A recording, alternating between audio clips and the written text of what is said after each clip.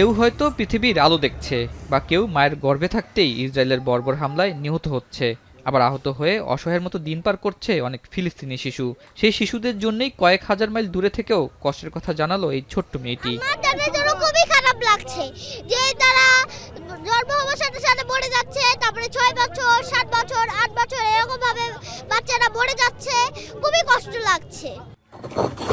গত বছর থেকে এ পর্যন্ত ইসরায়েলি হামলায় 50,000-এর বেশি ফিলিস্তিনি নিহত হয়েছেন, যাদের বেশিরভাগই শিশু ও নারী।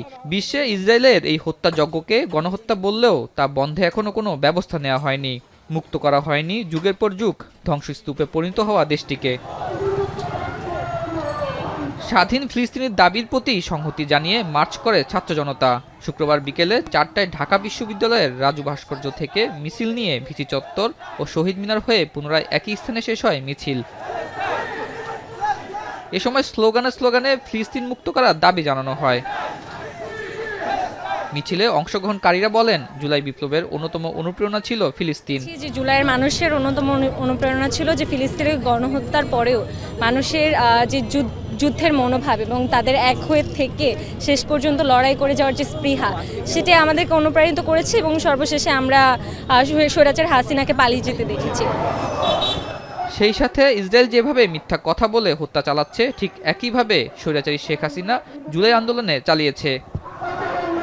ইসরায়েলরা বলছে যে এটা তারা সেলফ ডিফেন্সে করছে। একই জিনিস আমরা আমাদের দেশেও দেখেছি যে জুলাই বিপ্লবে নির্বিচারে গুলি চালিয়েছে, আক্রমণ করেছে, হামলা চালিয়েছে, কিন্তু তৎকালীন সরকার পক্ষ এটাকে বলেছিল যে আমাদের শিক্ষার্থীরা নাকি রাজাকার হিসেবে এসেছে আর বিভিন্ন জায়গায় ধ্বংসযজ্ঞ চালাচ্ছে। তাই শেখ হাসিনা সরকারের পতনে যে রক্ত ও জীবন দেওয়া হয়েছে তা ফিলিস্তিনের জন্য দিতে প্রস্তুত আছে বলে জানায় অংশগ্রহণকারীরা।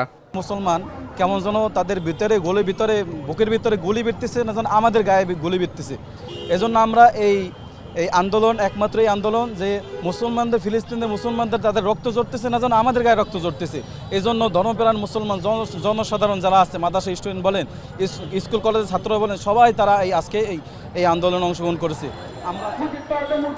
অপরদিকে ফিলিস্তিনকে মুক্ত করার বিষয়ে জাতিসংঘ সহ উন্নত রাষ্ট্রগুলোর ভূমিকা নিয়ে প্রশ্ন তুলেন তারা। দীর্ঘ সময়ের একটা ইস্যু, এবং আমরা দেখে আসছি যে পৃথিবীর যতগুলো রাষ্ট্র আছে তারা মুখে মুখে মানবতার কথা বলে, কিন্তু বাস্তব চিত্রে আমরা দেখে আসছি যে গাজা এবং প্যালেস্টাইনে নির্মমভাবে অত্যাচার করা হচ্ছে এবং আহত করা হচ্ছে। তো এখানে দেখেন গাজার একটি শিশু যে মাত্র 5 বছর বয়সী কিংবা 10 বছর বয়সী, সেও মারা যাচ্ছে।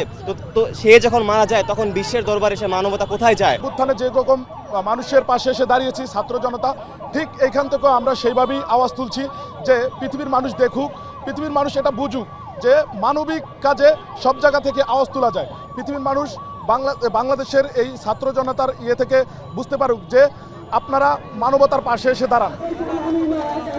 মিছিল শেষে ফিলিস্তিনকে মুক্ত করার আন্দোলন অব্যাহত রাখার ঘোষণা দেওয়া হয়। জনতার পক্ষে দাঁড়াই, একই সাথে আমাদের জুলাইয়ের এই অভ্যুত্থানের সময় কিন্তু এই ফিলিস্তিনের জনতার স্পিরিট আমাদের মধ্যে প্রতিফলিত হয়, ঠিক, এবং সেই সাথে আমরা ফিলিস্তিনের মুক্তিকামী জনতার সাথে আমাদের যে সংগ্রাম, সেই সংগ্রাম চলমান থাকবে। সন্ধ্যায় সাংস্কৃতিক অনুষ্ঠানে ফিলিস্তিনের উপর চলা হত্যাকাণ্ডের চিত্র তুলে ধরা হয়। সেই সাথে বাংলাদেশের অন্তর্বর্তী সরকার সহ অন্যান্য দেশকে এগিয়ে আসার আহ্বান জানানো হয়।